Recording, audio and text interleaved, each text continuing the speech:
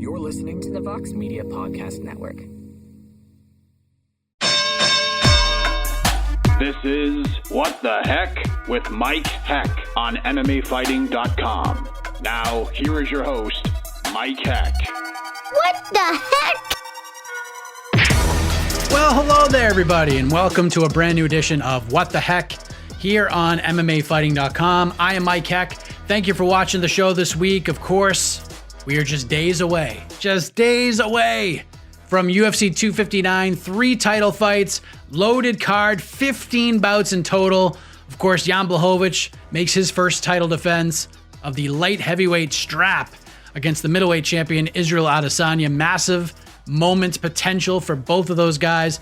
Really interesting fight to headline that card on Saturday. Amanda Nunes is back defending her featherweight title against Megan Anderson. Petr Yan defends his bantamweight title for the first time against Aljamain Sterling, which is such a ridiculous fight. I've been singing the praise of that one for a while. I will continue to do so until both men are in the octagon on Saturday, and then I'm going to sit back and watch the greatness unfold. Cannot wait for that one.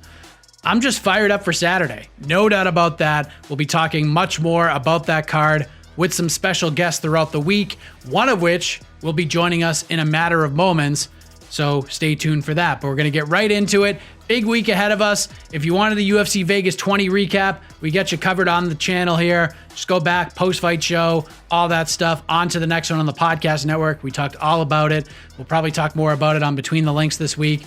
But this is 259 Fight Week, everybody. Let us run down the lineup. Let us get to our first guest. Wrapping us up, we're going to re-air my conversation with Max Holloway, the former UFC featherweight champion of the world from last week, but this time a much more refurbished looking video. This will be kind of a what the heck exclusive when it comes to the look and the feel of the conversation, because it was really good. It was kind of, I don't know. It was just, we put it together. We got it out there because we know you wanted to see it. But this is going to look more like the interviews you normally see on the show, but you're only going to find it on this episode of the program. From a video sense on the podcast network, it's just going to sound like an interview, but if you missed it, we got you covered a little bit later on. The PFL's new season is about to kick off, and in the women's lightweight division, we found out last week that Kaitlin Young, one of the OGs of women's MMA, she is going to be a part of the roster, and a chance at $1 million. She will join us to discuss that opportunity, when she found out about it, matchups that she's potentially excited about, Kayla Harrison's rise, and much more. We touch on a lot of different things. Really good conversation. Really looking forward to that. Julian Erosa has been an amazing story over the last 9 months or so. Back in the UFC for his third stint, he got cut. This is a guy who got cut. Then they brought him back for one more fight to fight Julio Arce, gets knocked out, gets cut again, takes a fight on the regional scene, gets a victory, and then he's back with the UFC on a short notice opportunity.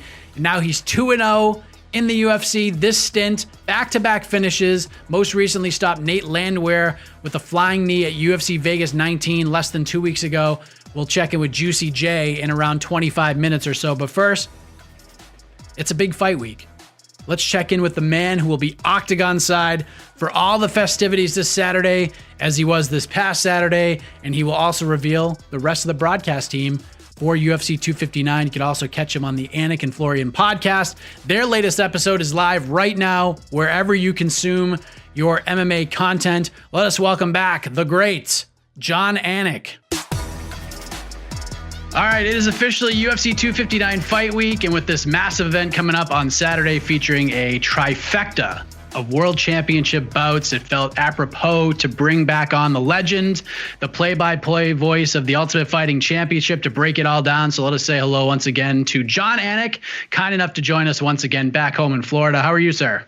I am well, Mike Heck. It's good to be with you. And big month. We don't always have 2 domestic pay-per-views in a month. So we're excited. And UFC 259, obviously, to your point, is a pretty big one. First off, before we get into Saturday, I saw a photo. I saw a social media post that you are taking your training to another level, working with the great Phil Daru, who is obviously the strength and conditioning guru for many of high-level fighters. Jacked Jon Anik coming our way, perhaps? This is pretty cool. I don't know about all that noise. I mean, this dude started asking me about my diet, and I was getting a little bit freaked out. I've cleaned up my diet, though. But I've been working with a couple of different guys down here. Phil DeRue certainly, and Gilbert Burns for Christmas actually got me 3 training sessions with his guys at the Institute of Human Performance down here. So, see, I don't know if I should take this as like a message from the MMA community that all these South Florida-based traders are trying to get me in the gym. But in terms of functionality, I do feel stronger, and a lot of level changes when you're a parent of young children. So I'm feeling stronger, and I'm not taking an amateur fight, Cub Swanson, but I'm feeling stronger. Well, there you go. That's good stuff. I wanted to touch briefly on this past Saturday, if I could, because Ciryl Gane is now 8-0, went into his first main event. And I don't know if you saw this on the broadcast, but one thing that stuck out to me immediately was his composure before the fight with Jairzinho Rozenstruik began. I tweeted something to the effect of, Ciryl Gane looks like he's about to take a leisurely stroll around the neighborhood on the first nice day of the year. He was just so relaxed. And I thought that attitude, that mentality was so important, especially with how the fight played out overall. What did you make of Gane's performance and his composure heading in? I agree with what you said, and candidly, I probably should have acknowledged as much on the broadcast because I got that same sentiment from him in our fighter meeting. And I hadn't seen him fight live until the Junior Dos Santos fight. So you get a different read on a guy when you get the face-to-face in the Zoom meeting or otherwise, and you get to spend a little bit of time around him. And then, of course, watching him compete live, you get a better understanding as to just how high his ceiling may be.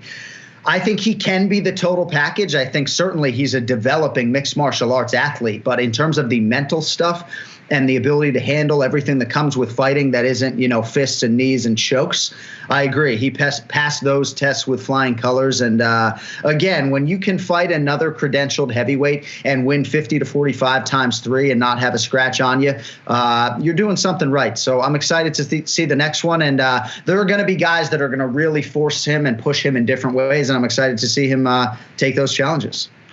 I guess I understand how some of the fans reacted to the fight, but I also thought it was mega important for him to have that extra time in the cage. He could have gone out there and stopped Jairzinho in 2 minutes, but the fact that he went 25 minutes and got that full main event feel, I think that's going to pay more dividends down the road than had he just finished him in 2 minutes. Do you agree with that sentiment? I think so, too. I also think, though, there are different 25-minute fights. So I think if you're Francis Ngannou fighting Stipe, I thought those 25 minutes maybe carried more value in a loss than these 25 could in a win, which might sound a little bit crazy, but these weren't particularly fast-paced 25 minutes. And again, I don't think cardio is going to be an issue for Gane. It was a big issue for Rozenstruik, and it's not like I can go run 6, 7, 8 miles, but I can't fight 25 minutes like that. I can't, shadow box for 25 minutes necessarily. So I have respect for the cardiovascular strength on both sides, but I don't know. I don't want to overstate the value of going the distance because, man, he treated it like a sparring session. He was laughing, having fun out there. And I think that's good in its own respects. But I don't know. I think it was an interesting fight for us to call for sure. I'll leave it at that. Fair enough. I did want to give some shine to Ronnie Lawrence because he's a guy I've been following since he was on the regional scene, and he looked amazing in his octagon debut against Vince Cachero. That pace he puts on is just outrageous, and he has little pieces to his game that a lot of great 35ers sort of bask in. He's got that footwork and movement of a Cruz and a Dillashaw, but he also has a bit of Merab Dvalishvili in him with that suffocating pressure and wrestling. And we've seen great debuts before, John. You've called a bunch of them, but I feel like the ceiling is super high on a guy like Roddy Lawrence. What did you see sitting octagon side? Yeah, I saw all of that. I mean, this division, right? Can we just talk about that? I mean, Ricky Simone and Merab Dvalishvili and Ronnie Lawrence. I mean, these are some of the most watchable, most offensive fighters in the sport. And good on UFC President Dana White for being front and center, despite the fact that he didn't get a finish on the Contender Series, acknowledging him as somebody who is special and somebody from whom he expects big things. That was wholly accurate from the Prez. He's great. I mean, he's great. He's well coached. He's his own harshest critic. And he really, despite not having amateur wrestling in his background, it seems to be a pretty good base for him, and he can go to that if need be, but also is a tremendous striker. He's going to need every one of those skills, as you know, and then some to survive in these shark-infested UFC bantamweight waters. But couldn't have gone much better for Ronnie Lawrence. And again, when you're unsatisfied with a win like that against a guy in Vince Cachero, who was sort of in desperation mode coming off a loss in his UFC debut, new camp, figured to have gotten the best version of Vince Cachero, and look what he did with him. So, chips to the center of the table for me, too, on Ronnie Lawrence. How would you describe calling Pedro Munoz versus Jimmy Rivera 2 inside the Apex? It's insane. The whole calf kick craze is insane. It really does come down to mental toughness. I mean, if you were to poll this roster, they would tell you largely, short of getting caught so badly on the nerve that it makes you truly one-legged insofar as you can't put any pressure on it because it's numb. Other than that, man, it's mental toughness that's going to power you through. And Jimmy Rivera's leg was killing him after round 1. And how he not only sustained but kept throwing offense back is something that I can't relate to from a toughness standpoint. But I think Pedro Munoz deserves a lot of credit. If you look at the body of work, there have been setbacks in big fights before, but he's never been finished as a pro. I do believe that even though he has some signature wins, Mike, for sure, Cody Garbrandt, Jimmy Rivera, others, he can, on any given Saturday night, be the best bantamweight in the world, right? His Brazilian Jiu-Jitsu gives you tremendous pause, especially with that guillotine, and he has so much power, a chin that is held up, loves to spar. I think the fact that neither of these guys had title eliminator type stakes in this fight helps them to open up a little bit more and be less cautious. I think sometimes when maybe you're fighting for a title shot, you don't fight as well as you otherwise would. But just so much respect for these two athletes, and as clear as day as you could have for a fight of the night.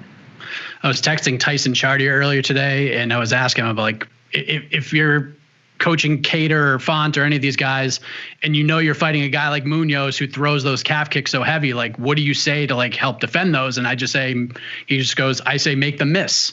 So he says, make them miss. And you're coming out saying, I need to take one of those kicks at 50 to 60% because I just took one from Paul Felder a little while ago at 10%. Yeah. I got to see what it's like. You're a wild man. Why do you want to do this, John? Why do you want to do this to yourself? Well, make him miss is good advice, right? Because at the end of the day, ultimately, that's really what you have to do, because you don't have the foresight to know what one of these singularly might do to change the complexion of the fight. So if you're a fighter, you absolutely need to figure out a way to not take one, if at all possible. And coaches approach that differently, by the way. But for me, taking one of these, I've had a lot of people, CM Punk foremost among them, telling me, dude, just don't do it, right? A lot of people are afraid I'm going to tear my ACL, Michael, if I do this, right? But no, I guess I just want to feel it. And so last night I had my 7-year-old daughter, Tatum, dig in pretty deep, and I actually have a better understanding now, believe it or not, than I did 12 hours prior. But no, I just think it has become such a factor in our sport, so much so that I would say 5% of the fan base right now is all right, enough with the goddamn calf kicks, enough. Because, again, it becomes such a big part of the narrative of the fight that probably for us commentators, they're sick of us talking about it. But I just want to feel it, and you can be sure I have a long line. Bilal Muhammad, Gilbert Burns, Jared Gordon, Danny Chavez, the crochet boss Maurice Green, and myriad others have all offered to kick this little scumbag in the calf. So it's probably going to happen, and hopefully they'll go 25 to 30 and not 50 to 60%. There you go. Well, let's take a look at Saturday night, UFC 259. I mean, all these storylines have been kind of talked about and thrown out there. Of course, the main event, we get Jan Blachowicz defending the light heavyweight title for the first time against Israel Adesanya. I love this fight, and one of the main reasons I love it so much, there's a lot of historical significance to it, but I feel like the attitude of it overall, John, as to how people view it has changed quite a bit since it was announced. The betting odds are with Adesanya, but amongst the fighting watching public, I'm not hearing the Adesanya is going to piece Blachowicz up narrative nearly as much as I did early on. The respect factor, I feel, as we're getting closer to the fight, is rising in the camp of Blachowicz, and rightfully so. Have you noticed kind of a similar trend as well? I think there's some of that out there. I think some have suggested, and some did when we taped our podcast earlier today, that Adesanya might feel him out a little bit and might be a little bit in risk mitigation mode early because he's moving up to light heavyweight for the first time. Certainly Blachowicz should be confident, and I like every bit of his progression. I like every bit of his game. He's certainly not afraid to be the underdog. Most of his career, the high-profile fights, almost all of them, he has been the underdog for those. But I actually feel like the underplayed storyline is Adesanya's quest at all-time greatness. I mean, Mike, he's 20-0. So I could sit here and, depending on what I was employed to do, tell you that at minus 250, there's a lot of value with him right now. And that even though it's commanding two-way action, Adesanya's maybe not getting the respect that he deserves despite being the betting favorite. So that for me is a big storyline, 20-0 in modern-day mixed martial arts, and trying to preserve that by going up to 205 pounds is just incredible. And to see what Jan can do, because he's a cold-blooded killer, right? Ice water in the veins is a sort of your sports cliche. Jan Blachowicz is that guy. I mean, you talk about Ciryl Gane. I mean, Jan Blachowicz, give him a heart monitor walking out there. I mean, dude is ready to go. I guarantee you he is beyond ready to go on fight night, even if he's not 100%. So when Joe Rogan talks about this being one of the fights that he's most looking forward to in a 25-year career, that's not promotional hyperbole at all. Yeah, you mentioned kind of like the progression Jan's made. And as you know, like in early 2017, he loses to Patrick Cummins, and now he's lost 4 out of 5 fights. And since then, he's gone 8-1. He's the champion of the world. And if someone told me after the Patrick Cummins fight that we'd be talking about Jan Blachowicz world champion in 2020, in 2021, I probably, like, at worst would have looked at you kind of funny. But for you, just sitting there and watching this progression, what has it been like for you in your position to see what this guy has done over the last 3.5, 4 years? Well, I would point to the fact that I've gotten to call some of his recent fights and get that valuable FaceTime on Fight Island. We got to be in the room with him. And so you just get a different idea of where a guy is compared to doing a fighter meeting by phone or doing it over Zoom. He was about to have his first child. He doesn't come in with any coaches. He comes in with his fiance, right? He is so matter of fact, technical, knows exactly what's going on in the fight, has everything in order from his cardiovascular training to his sparring partners. You're supposed to keep trending in the right direction. You know, Paul Felder is learning things about his energy system and training right now because of the COVID climate and training for triathlons that he never knew before. So in any walk of life, you still want to be improving and learning. And I think there are plenty of people in whatever your passion or job is that don't necessarily do that. And I just have a lot of respect for Jan as a professional athlete. I think he's used the experience to his benefit. You talk about being 2-4 in the UFC in Buffalo and thinking you might get cut, and now he's a world champion. So it's been methodical. It hasn't been without setbacks. But if anybody's going to be unintimidated and smartly approaching an Adesanya challenge, I think it's him. Like, I don't think he's going to go in there and be reckless. With Adesanya, if he wins this fight, the options are so many. I mean, he could go back to 85. He could stick around to 205. You know, maybe he goes up and fights John Jones, depending on how this year plays out. I mean, do you feel like Adesanya could be that guy? Like, we've seen dual champions before, Conor and DC. We've seen Nunes kind of bounce up and down. Do you think Adesanya could do that for the men and be able to bounce up and down from 85 to 205? Like, how do you kind of see that playing out if he beats Jan Blachowicz on Saturday? I certainly wouldn't put that past him, even though he's an undersized middleweight who we've seen weigh in as low as, I think, 183 pounds in the UFC. But I think the world's already his oyster. I think selfishly, as a commentator and a promoter, we're looking for as many title fights as possible. So I'd like him to do some stuff at middleweight, because I still think there are big fights there, whether it's a Whitaker rematch or a Till fight, or if Cannonier can build his way back, even a Costa rematch, and other guys I'm not thinking about. Gastelum could work his way to a rematch, or Manson. So I don't think the cupboard is bare. I don't think middleweight is cleaned out per se. I don't know if Izzy has had anything to say on that front. But he is special in every sense of that word, and whatever that man wants to do, I would tell him to shine on, young man.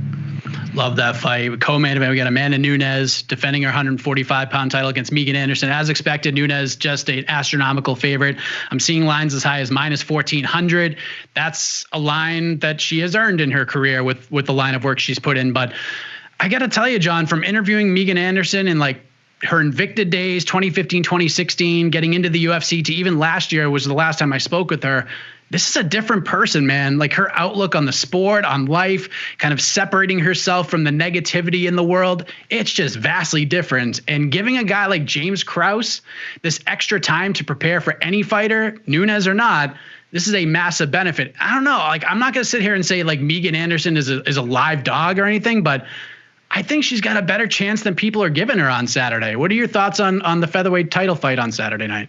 Amanda Nunes is a friend. Obviously, she's local here in South Florida. She's the greatest of all time, but I agree with every assessment you have of Megan Anderson. I don't believe this fight is properly priced per se. I think there's value on Megan Anderson at plus 750. And sometimes I'm hesitant to take that stance as a guy who's calling the fight, but I can say it here. I mean, can we start with the fact that she's 6 feet tall, right?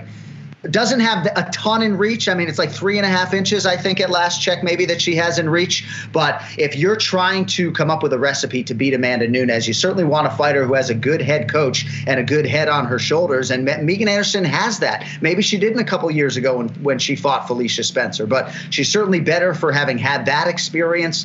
I love what she brings to the table. I don't think she's going to be overwhelmed on the ground. Sometimes you can't quantify strength until you fight somebody. Dustin Poirier famously said going into the Khabib Nurmagomedov fight that I just don't know what he's going to feel like until I go in there. And he feels like a bear, as we found out. So I'm very curious to see how it'll play out if it does go to the ground, and my expectation is that it will. But not only is Amanda the greatest of all time because of her skills, but it's the coachability.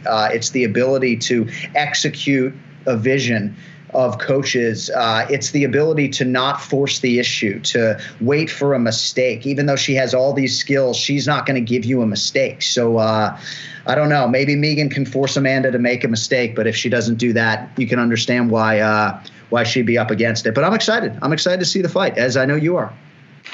Do you sort of look at Nunes at this point? I mean, because she's, like you said, greatest of all time. She's done it all, dual champion. She's been unbeatable for such a long time.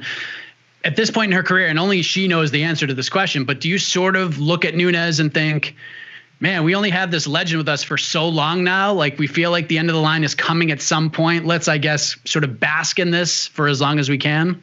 Absolutely. And I didn't know where you were going with that question. I don't ever think motivation will be an issue when she goes out there and fights, because not unlike a George St. Pierre coming back to fight Michael Bisping, you're putting your legacy on the line in some way, shape, or form every time you fight. So I think you'll continue to get close to, if not the best version of Amanda Nunes. But my informed speculation tells me that she doesn't have that many more cuts down to 135 pounds. And I don't know that she has too many more fights. So we've all been privileged to witness the greatness and see all the history, some of us firsthand. But yeah, I mean, are you asking me like over under 3.5 more fights for Amanda Nunes? I'm hopeful we get 4 more, but I don't know, man. She's done it all, and she's gone through a lot of championship training camps, and eventually I think the body and the bank account and the family will tell you to step away.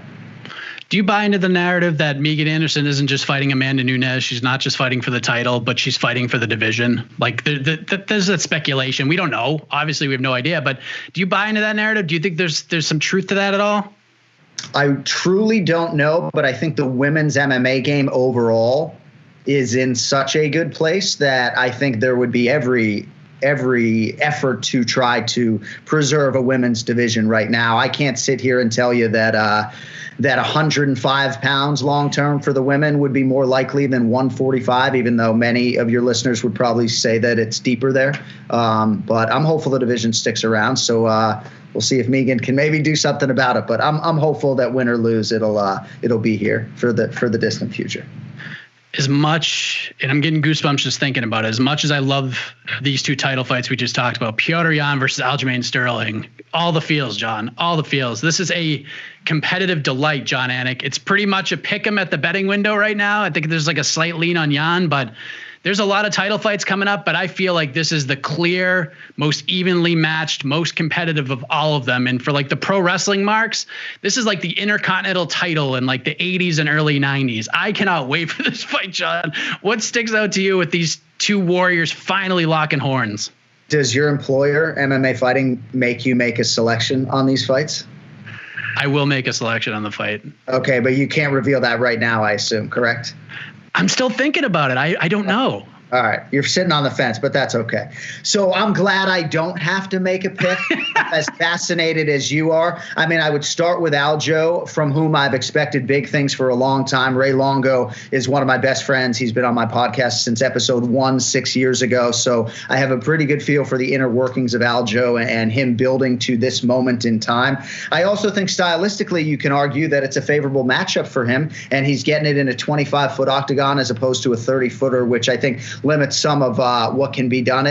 I'm not sitting here telling you that Aljo can't beat Petr Yan in a kickboxing match, because I think he probably could. But I do believe that there's a clear path of least resistance for Aljamain Sterling to get to his grappling and get to his wrestling and his submission game. And for Petr Yan, he's held up very well when people have tested that skill from him. He has been unbelievable in the UFC. 7-0, must-see TV every step of the way. Some of the best boxing you've ever seen. And again, has those defensive skills and the heart, the mental toughness, the cardio, total package. So I think the fight is properly priced. I can't wait to see it. Again, they're going to get two-way action on both of these guys. I will say most of the fighters that I talk to seem to be backing Aljamain Sterling, even if it's a 60% majority. And I would also tell you that the Aljo people seem more convicted than the Yan people. But I had a handicapper on my show this morning, and he was bullish about Petr Yan at this price, what he's done from a defensive grappling standpoint in his UFC career. So, yeah, man, you set it up well. I know you're not burying the lead. This is the fight that is closest on paper. I think that's why the fans are just, jonesing to see it play out.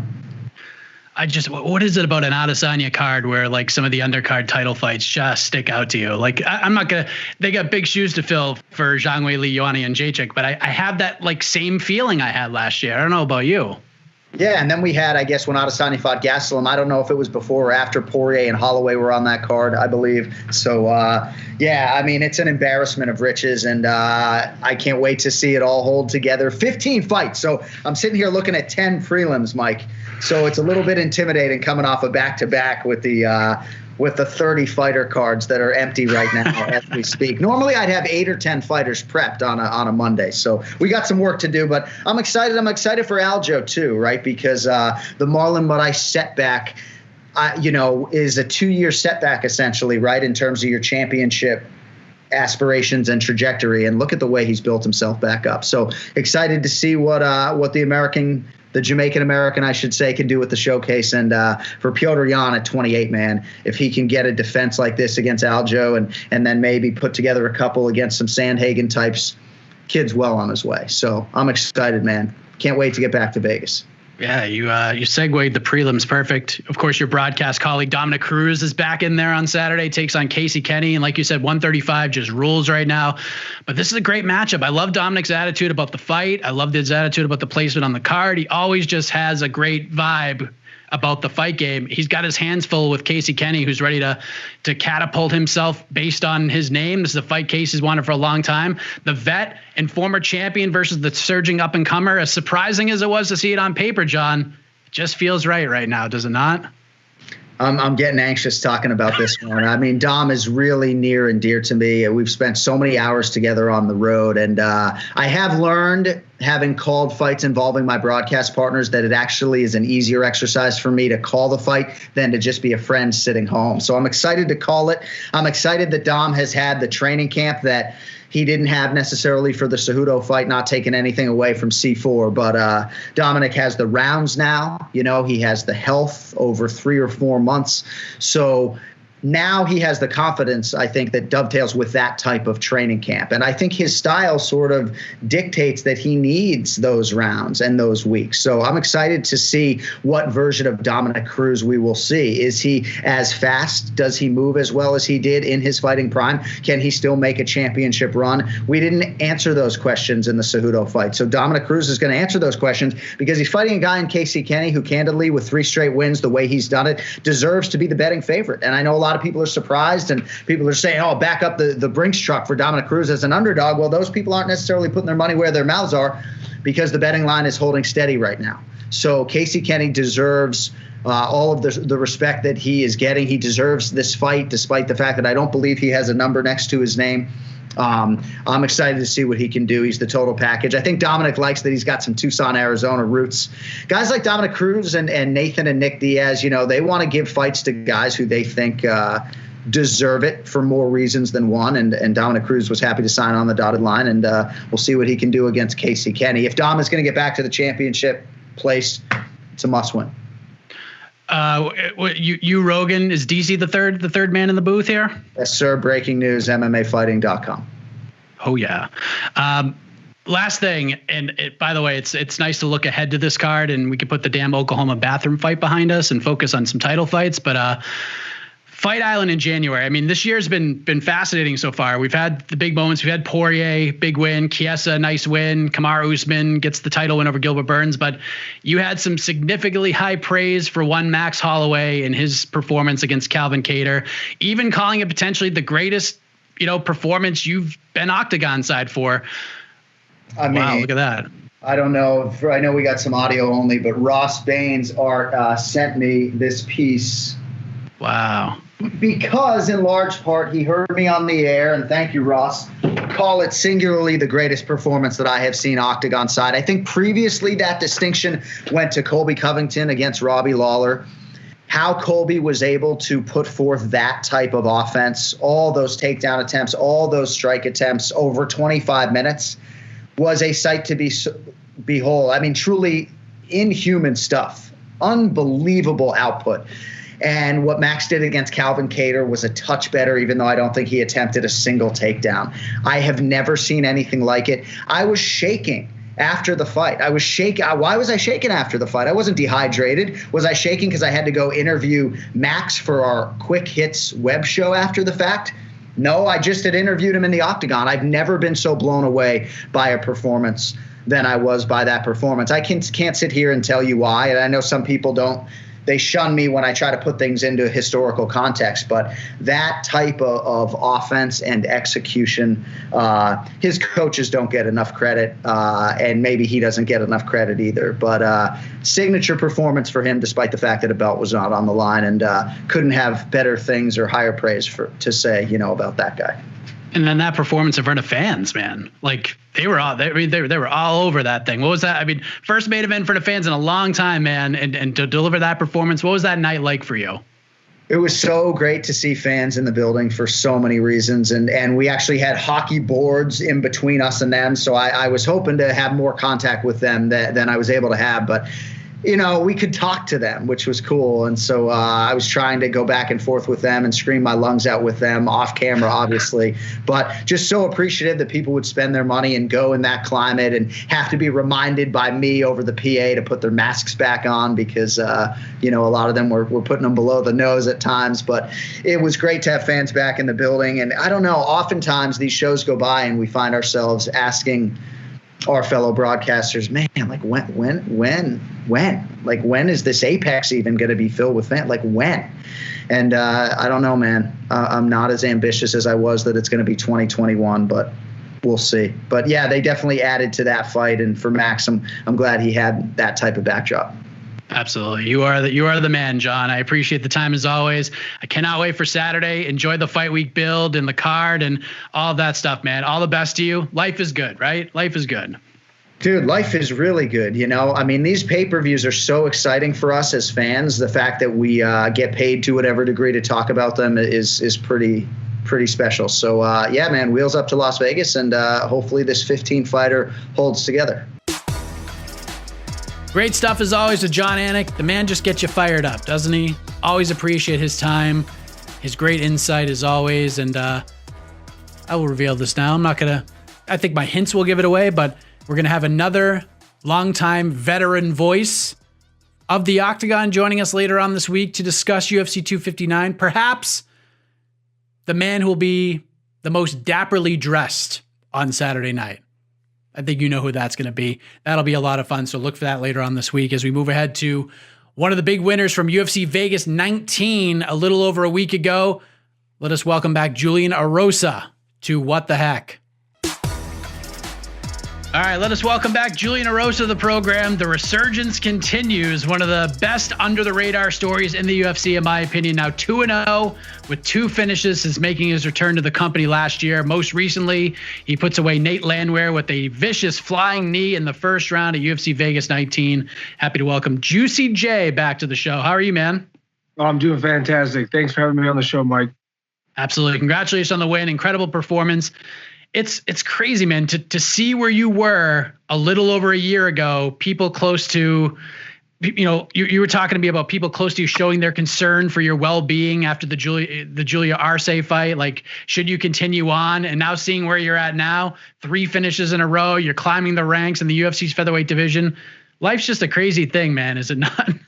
Oh yeah, coming off that Julio Arce fight, being 1-4 in the UFC, and now looking at being like ranked in the upper 30, UFC featherweights after those two fights is it's amazing. To think I was probably never gonna fight in the UFC again, and then the shutdown happening, and the UFC needing guys to step up short notice, and I told myself that's the opportunity that I might need and I might get. And so, sure enough, with the Sean Woodson fight, was able to get that and capitalize on that, and then get a camp in there and be able to fight Nate Landwehr with a 5-week camp. And I think I went out there and was able to perform, under some of the best circumstances. I felt like I had ample time to get ready for that fight. My weight was great. No injuries, no nagging little shoulder pains or knee pains. I felt really good. The PI has been giving me supplements and helping me with my weight and stuff. So everything just seemed so on point for that fight, and I was just so mentally focused as well. And I think everything came to fruition like I had imagined for the past 5 weeks. And obviously, it's just nice to get two separate types of finishes. A knockout and a submission. My last two fights, in spectacular form. Under the UFC banner.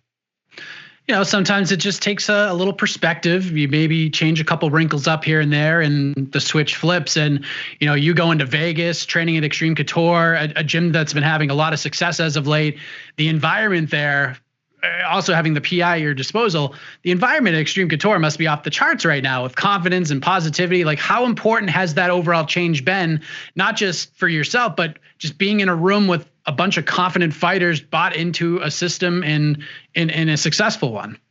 Yeah, I think it's obviously you go in there as an individual and you got to fight, but we're doing this as a team day in and day out. So when your team starts to win and everybody's kind of like checking off these wins, left and right, it can build that confidence within the team and within other people, and they see that, when you're in the gym with some of these guys training day in and day out, and they go out there and handle business like they should, it gives you confidence, especially if you do good with those guys in the gym. If you're keeping up with all the guys around you and they're out there performing well, it gives you that confidence to do the same. And and vice versa. If people are losing on your team, then it can really drag other people down. There was like I said, last time I talked to you, a couple of times before I talked to you. Coming off of a 3-fight skid with the UFC, and other people losing on the same team, it can really, drag people down mentally, physically, and emotionally. And, but once, the momentum switches and people start seeing, positive outcomes for people that are in the gym working hard, I think it just kind of rubs off on other people, and they can go out there and do the same thing. For a fight that lasted less than a minute, it was a rumble, man. Like, both of you guys were out there throwing absolute heaters. This was like right in your wheelhouse, fighting a guy like Nate from a stylistic perspective, because he's a guy that likes to get after it. You like to get after it. I assume nothing surprised you at all in there. Oh, no, not at all. I was really hyper focused on just everything leading up to that fight. And then when I stepped in the cage, I could just feel everything. I could feel, I almost felt like I could feel his emotions. I felt like he was nervous and, a little timid and scared. And right when we started going, I just felt like he just had all this nervous energy. And I was really like calm, cool, and collected. And probably the most focused I've ever been in a fight, and just clear headed right from the gate. Like, sometimes you have to like move around a little bit to kind of get out of that tunnel vision. But for me, right off the gate, getting right in his face, I felt everything was just as clear as possible. I could almost feel, like I said, his like almost his nervous energy. And I felt right when we stepped in the cage, even when, Bruce Buffer's, introducing us and the ref, asking us if we're ready to go. Like, even at that time, I could just feel everything was just, everything just felt right. And even though he was, I knew he was ready to, to brawl it out. I figured, the quicker that I get on him, the better it's going to be for me, because I was so clear headed, and I felt like he might need, because even in the Darren Elkins fight, I felt like it took him a little while, but he started getting confident towards the end of the fight when he started feeling like things were going his way. It wasn't like he came out the gate screaming at Elkins. He wasn't like overconfident in the beginning of that fight, but when things started going his way, he started acting like that. And for me, I felt like he needed things to go his way to do the same thing with me in our fight. So for me, if I just got on him quick, I want to let him, get comfortable and get in his groove. And, that's what happened. I wanted to get on him quick, and I was pretty technical in the beginning. And then, he hit me with a shot. And, after that shot, it was like the gun at a race. As soon as he hit me, that gun shoots off, and then it's everything's kind of going out the window. And we're just going to, kind of brawl it out. And that's what I expected. I expected him to, be willing to brawl. And I just felt like my timing, my clarity, even if I was rocked a little bit in those weird exchanges, was going to be better than his. And, it turned out to be better, and was able to capitalize on that. Have you experienced that before, like having that pre-fight read of energy levels and things like that? Like, is that something you've experienced before? Or is this just like a different feeling, a different scenario for you? I've had that feeling before, kind of on the regional scene against other guys that were, obviously less skilled and less better than even Nate Landwehr, going out and fighting some of these guys that I was like really confident in. I was able to, get more comfortable leading up to the fight. Sometimes when you're fighting certain guys, you start like reading into, what they're good at, and kind of get you nervous. And, Nate Landwehr, even the way he talks, he's like, he's got a real deep voice. He just sounds like a rugged dude, so I like just even hearing him talk, interviews, and like just being around him, like I could see how some people would let that get kind of in their head. Like, man, this guy just like, he sounds tough. Like, but just because you sound tough, you could look tough. I mean, even Laura Sanko was doing an interview with me and him. And after the fight as well, she did an interview with me. And it was like, even though he seems like more of a dog than me, like just in his like own personality, I feel like, I speak pretty intelligent, and, I'm kind of clean cut a little bit, but, and even though he's a little bit rougher around the edges, I feel like I'm even more of a dog than he is. But, some people's perspective is everything, and for me, I knew I was more of a dog than he was. I just felt like he had to like try to persuade everybody more about that. Like, with the mullet, talking like he just kind of talks a little bit, I don't know, a little hood, and like interviews that we had together. It was just like, I felt like it was more of a persona thing for him, that he was just trying to act a little bit harder than he was. But for me, I just know that I'm a dog like that. And I wasn't trying to take anything away from him. I just felt like he was just trying to push it a little harder for people than I was. And, but it's kind of just everything adding up. I think it really helped me kind of get in that mind state of, warming up, getting out there and fighting, just getting really comfortable with the whole process of it.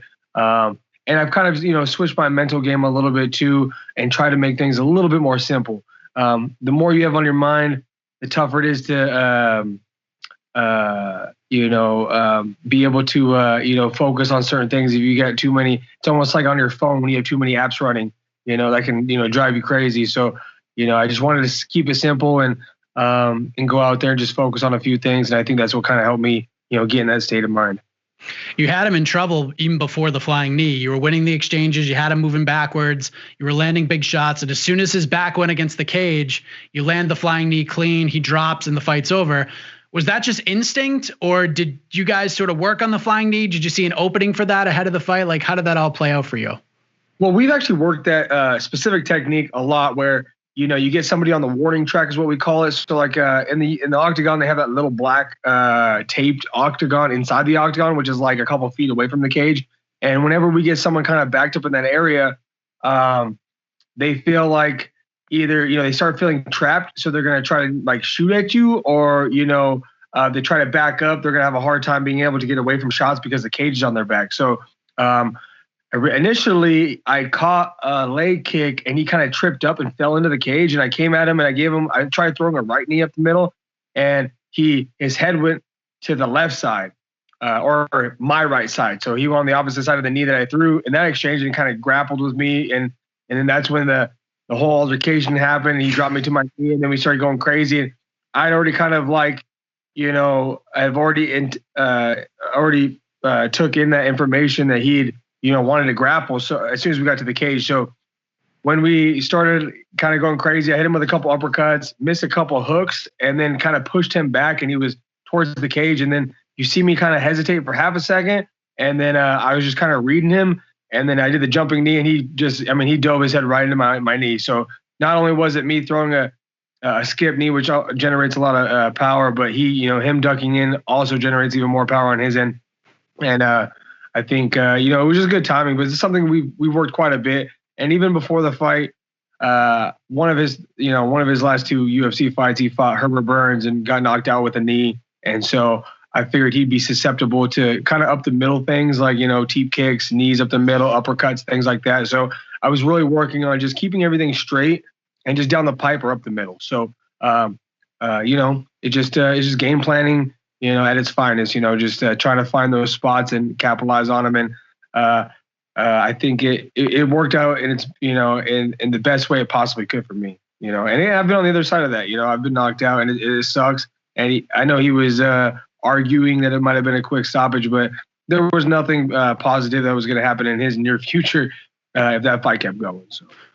Yeah, I'm glad you mentioned the controversy. I'm sure you've addressed it a few times, but it just seemed like, and we were talking about it on the post-fight show afterwards, it was one of those situations where the controversy that kind of played out there might have cost you $50,000, man. And it's tough to be a referee because Mark Smith's one of the best in the game, because rarely you get praise for making like a right stoppage and a right call. But if you let a fight go on too long or a fighter takes excessive or unnecessary damage, I mean, it's like a whole different ballgame. And we saw multiple times on the same card with fights refereed by Chris Taioni. Of course, for you, getting the win's the most important thing, punching on an early time clock, etc. But was the controversy a little frustrating for you? Like, did it kind of take away from the win at all? Well, when you really watch the fight and you watch there's a couple of views that they have. There's a view where the cage is kind of blocking it, so you can't really see what happens. And they have a view where it's my back face the camera. And you can see, my knee just lands flush on his jaw, and he completely just like falls to the ground. And it looks really bad to a referee in that position. And I went to punch him once, and when I hit that knee and he fell over, his eyes were, kind of rolling around. And then I hit him. When I hit him, it looked like it kind of maybe woke him up a little bit. And I'm not saying that he was out completely, because I don't think he was out, completely at all. I think he got rocked pretty hard. And but the whole game plan, honestly, with me and my coaches was to get him on the ground, eventually, and grapple with him a little bit, because we felt like my grappling was at levels above his. And obviously we want to work the stand-up stuff. I felt like I was better than him everywhere, but we eventually wanted to get him on the ground. So. The only thing that was going to happen was he was going to take a couple more shots. Mark Smith was going to hop in and stop it, or we were going to get into grappling exchange and I was going to probably choke him out. So, for, him to complain, I've been on that side before. I've been caught with a shot and, got up and was just like, man, give me a little bit more time, but, the ref goes in the back and he tells you these things and he says, hey, man, I need to make sure, that you're okay and you're good. So if anything happens, if in a caught in a sub, I need a thumbs up. If you get rocked, I need you to be moving constantly, because otherwise I'm going to stop the fight if I think you're in danger. And it's neither one of our faults. It's not Nate's fault. It's not my fault. It's not even Mark Smith's fault. He has to make a split decision, to help him out. And I would, appreciate a ref doing the same for me. It's a difficult situation. But Nate's the one who put himself in that. He signed the contract, so he was willing to get knocked out, or have the the option of getting knocked out, and that's what happened. And Mark Smith was just doing his job. I don't think it was early by any means, of like where it's like way too early, because there's times you watch a fight and you're just like, what the heck? Why did they stop that fight? But I could see how it did get stopped. And then one thing that's crazy too to me, it's like, Olenek, the guy who I can't remember the kid's name, who beat Olenek, but he TKOs him against the cage standing up, and that was a good stoppage because he was just not protecting himself. But he was blocking, but he wasn't fighting back. But it's crazy because as soon as the ref stops it, Olenek just walks off like nothing happened, like everything's all good. So like you see stoppages like that, and no one says anything about it, and then you see my stoppage, and people are like, "Oh, well, it's early," But and then that kind of bothered me too, because it's like that guy got a TKO standing up against a 43-year-old man who's not going to be the best on the feet. Olenek's not known for his stand-up. He's known for his grappling. And that guy got a $50,000 bonus. And I was like, man, what else do you want from me? I gave a solid minute. I think the 1 minute of cage time that me and Nate had was the most exciting minute of the entire night. So I figured I was owed the 50 G's. But you know what? You never want to count your chickens before they hatch. And I'm just happy that I was on the right side of the outcome of the night. Fair enough. You set the table because it was a great night for the team. Casey O'Neill, who was on the show last week, she had a hell of a debut. She stopped Shauna Dobson in the second round, puts on this just relentless pace. And although, like a lot of these prospects up and coming, was a little hard on herself with the performance, even though everyone's praising it, she opened up a lot of eyeballs. What did you make of her performance and then just her potential overall? Well, I knew for a fact she was going to go out there and just, murder it, man. She's just in the gym. She's probably one of the most aggressive people, she's willing to, just go hard at every practice and she's pretty relentless, whether it's sparring, grappling, wrestling, pad work, any of the above. She's not the type to ever fall out or to slow down in the gym. So I knew she was going to go out there and just be relentless the whole time. And, that's what she did. She was, relentless on keeping the girl down and just working her game. And even though, you're always going to be critical about anything that you do in the cage, even for the 1 minute that I was in there, I got hit with a shot that put me to my knee. And, there's still, even if you have flawless victories, there's still things that you can learn from those, whether it's weight cut part or whether it's the, the warming up in the back or walking out or any part of the fight as well. And, so she's going to be a little bit upset with certain things, but you got to be happy with your debut when you do that on with a girl who just had the biggest upset. Shauna Dobson, her last fight before Casey was the biggest upset, and she beat a good girl back then. So for Casey to go out there and do what she did, she should be proud, and another couple of performances like that, she'll be at the top. She said, she was talking about you last week, and she said, like, your resurgence has been really inspiring for her. It just showed her that, the sky's the limit. If you keep your focus, you can get this thing done. So that's kind of her aspect. When you look at her, what does that make you think about, like, sort of the next generation of up-and-coming fighters? It's like there's a lot to be excited about, and a lot of these fighters are starting at a really young age. It's got to be kind of weird for you to see, being in the sport so long, kind of seeing this next evolution of fighters on the come up. Yeah, I didn't start doing MMA until I was 18 years old, 18 and a half. And so seeing some of these people that are in the UFC when they're, in their early 20s, it's, it's mind blowing to me. It's like, it's just with anything else, any sport as you watch, every generation gets better. You see people, especially with the social media now, you see some of these kids at like 4 years old hitting pads, and I'm like, what is going on?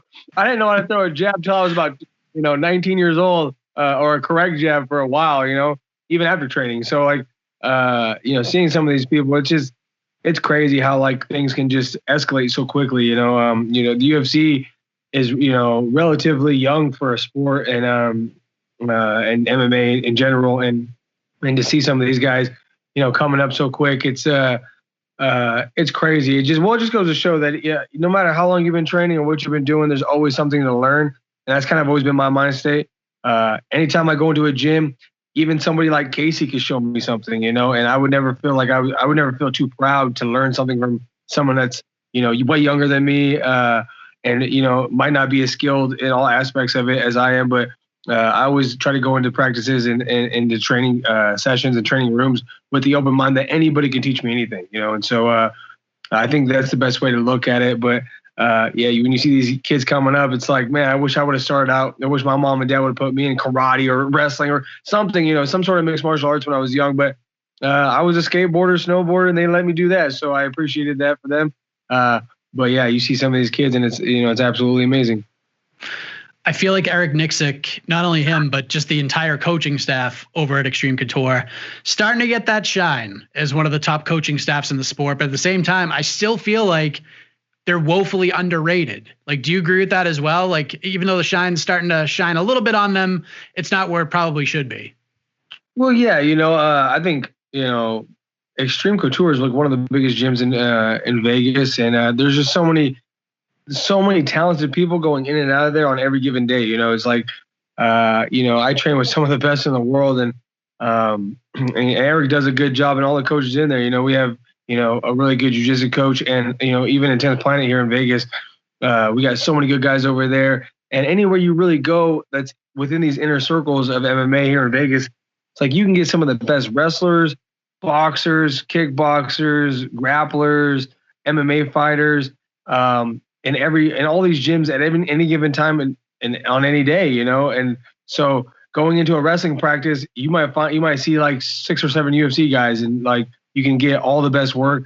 And people travel here too, so it's like not only do we get the regular guys every single day, but you got a lot of people that come in from out of the country, out of town, and they know that Extreme Couture is like one of the places to go, like one of the bigger gyms and better gyms to go. And so, you know, all the time we get people from, you know, all these different places that come and train with us, and you don't have to travel anywhere. You just go down the road to the normal gym you're always at, and, you know, on a random day you get, you know, some of these guys coming from Australia, you know, Brazil, or anywhere in the States coming to visit, and you get, you know, those guys, you get those looks as well. So, you know, there's so much talent, and I think a lot of the gyms here in Vegas are underrated just because there's so many of them, but there's just so much talent going in and out of them. Aljo's there, right? Getting ready for Piotr. Yep. Yeah. I mean, just like that. Like, I mean, you know, Aljamain, you know, he started training Extreme. I think he moved out here not too long ago. But it's like, you know, you walk in the gym and Aljamain Sterling's here and he's fighting for a title. You know, right when I walked into Vegas, Extreme Couture, I was training with Kevin Lee to help him get ready for Tony Ferguson to fight for a title. So like, I went from Yakima, Washington, training with just random people, you know, and then coming out here and helping Kevin Lee out. And then you got like, you know, like Aljamain, you got, you know, some of these guys that, you know, have been doing this for years and years. And you see them and you're like, holy crap, that's that guy, or that's that guy. And it's kind of mind blowing at first, but after a while, you just start to understand they're just like you know, they're just they're just fighters, you know, just working towards their dream as well. I can't wait for that fight on Saturday, Sterling versus Jon. So good. So good. Good card too. We got a lot of guys. I mean, Joe Benavidez is fighting. Alon Cruz is fighting as well. An older teammate of mine, Tim Elliott's fighting as well. I mean, and it's just such a stacked card. It's going to be a crazy fight. You know, 3 title fights as well. So I'm looking forward to it. There you go. You can sit back, watch as a fan, kind of relish in your victory. So kind of going back to like what you've been able to do. I mean, you're climbing the ranks. Like you said, you're in like towards the upper third of the divisional rankings. Just fought for 56, 57 seconds a couple of weeks ago. You weren't listed on the medical suspensions, which is always a good thing. But what sticks out to you time frame wise for when you want to get back? Ideally, I think May or June would be nice. You know, I don't want to be out. Like, I mean, I had some situational stuff that happened. I had coronavirus and stuff, and, you know, some infections I was dealing with in the cut. So, you know, being out 8 months wasn't ideal for me, but sometimes you need something to set you back and just to kind of, you know, not jump at every opportunity all the time. You know, you don't need to do that. You know, you can find, you know, the smarter fights and set yourself up, you know, and have fight camps. You know, not every fight has to be a short notice fight, but, you know, so I don't want to wait, you know, that long. I hope, you know, as long as I can stay healthy, I would like to get a turnaround within the next 3 or 4 months, and possibly earlier, you know, depending on, you know, situations and opponents that I'd be, you know, trying to, you know, get lined up with, and kind of where they're, you know, what they'd be thinking on their end as well. So I would, you know, I think May or June would be nice, but, you know, you never know with this sport. I could maybe take another 3 notice fight. Yeah, I mean, because 145 is such a loaded division, man. Like, you came back at a great time where things just are getting really interesting.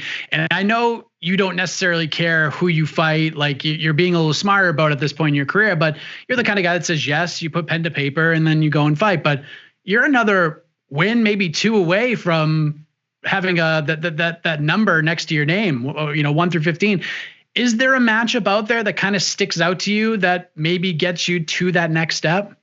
Well, you know, I've been wanting to fight Alex Caceres, and he just fought and looked pretty good. I know he's not really ranked super high, but or I don't even know if he's ranked at all or where he stands in that. I just think, you know, if I was to fight Alex Caceres and get a win over someone like him, a veteran, I mean, he's got like 24 UFC fights. If I was able to get a win over someone like that, that would kind of solidify me a little bit more in this division. But, you know, just, you know, anything's open. You know, the only reason why I say Alex Caceres is just because I think he's got a really cool style, and I've, you know, always liked watching his fights. And I feel like me and him being kind of unorthodox would throw on a good fight. And neither one of us are afraid to just stand for a whole fight and just kind of bang it out. And but yeah, someone like that would be, you know, it'd be nice to fight a little bit, you know, someone that's a little more solidified. You know, Sean Woodson, I think I was his second UFC fight. And same with Nate Landwehr. It's like he was 1-1 when I fought him. So it's like maybe get someone that has a few more UFC fights than that. And I mean, Caceres got 24 of them. So I think that would be a great matchup. And he just fought. So, I mean, maybe me and him can get, and it didn't seem like he took much damage. So maybe me and him can get a fight going in a few months. And I think something like that would be nice. I know I asked Jason, my manager, a while back to try to get, see if Caceres would want to fight. But this was before I had any kind of pull and any kind of wins under my belt. But now that I feel like I got a couple of wins, solid wins, that I could maybe get some attention for some of those type of guys. Yeah, I like that. That's a good piece of business right there. Last thing, and I'm curious to get your thoughts on this because, like we talked about, you've been at this thing for a while, over a decade professionally, 33 pro fights, and we're seeing things sort of veer away from like the old school ways of preparing for fights. Like we've seen guys like Max Holloway, guys like Bilal Muhammad, Daniel Cormier talk about the importance of not doing any hard sparring. And then we saw like stories that one of my colleagues, Steve Morocco, wrote about Spencer Fisher, where he's at in his life now. Mac Danzig is a recent one. So I'm curious, as a guy who's been part of these like different generations in the sport, what is your take on sparring and those stories I just mentioned? Because it can be a really scary thing to think about. Yeah, I mean, especially like nowadays, I mean, they're still trying to do so many studies on like our brains, like we don't know what's kind of going on. Luckily for me, I go to the Cleveland Clinic every year. They do MRIs, CAT scans, and every time I've done it, everything seems to be good, and everything seems to be okay. But I think it only takes really one good shot, and you could be, you could lose a lot of life or a lot of years off your life. I mean, nobody wants to end up like Ali or any of those, those types of guys. But I think there's kind of a gray area. Back in the day, I think even my old coach used to say they used to just beat the shit out of each other every day. It's like they sparred every day almost. And nowadays, I think people are getting a little smarter and not only sparring less, but while they're sparring, just doing more situational things like, hey, my guy's a southpaw. Can you move southpaw for me? And keeping the pace high, but, shortening up the power to about 60% to where, and wearing headgear and doing that kind of stuff. And, making it a little less dangerous in that sense, and also, if you're getting ready for a fight, you don't want to get concussed. You don't want to get cut.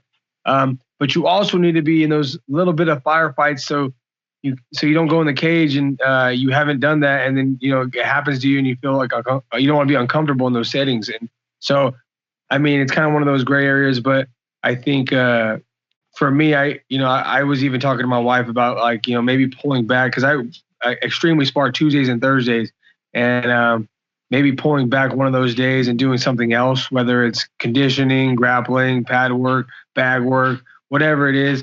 Or maybe just moving around with a partner where we're not, not sparring hard, but still kind of getting the cage, cage movement in, and maybe, going with guys that are optimal for your upcoming opponents. And but it's sad, it's guys like Spencer Fisher, but that guy's old school. I'm sure those guys beat each other up 3, 4, 5 times a week, and it's they just we're too tough for our own good. So you got to have these coaches to, kind of steer you in the right direction. And also to have these coaches that you're confident in telling them, hey man, I took a couple of hard shots and, I'm not feeling the best.